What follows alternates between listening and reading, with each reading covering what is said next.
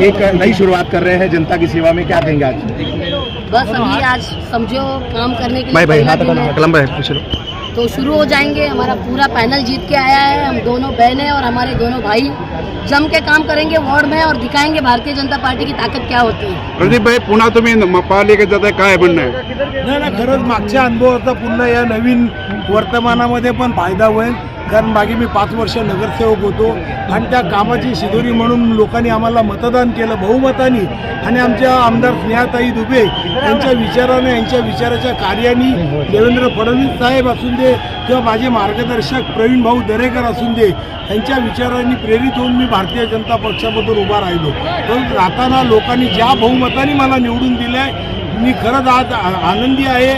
आजचा विजयाचा दिवस आहे, तो आम्ही सर्व कार्यकर्त्यांबरोबर आम्ही सेलिब्रेट करू आणि उद्यापासून रोजच्या सारखं जे अगोदरही कामं करत होतो, जनतेच्या लोकांच्या हाताला धावून येत होतो, त्याच पद्धतीमध्ये कामं करून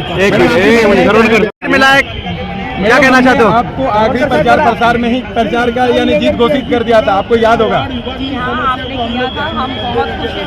हमारे पूरे पैनल के हम चारों लोग जीत कर आए और हमारे में एक अलग ही उत्साह है। बस हमको काम करना है, अभी हमारा काम बोलेगा, हम नहीं बोलेंगे। महेश भाई आप बोलिए, आपको जीत मिली है, ठीक है, भारतीय जनता पार्टी की है, करता एक नगरसेवक, बरोबर आहे?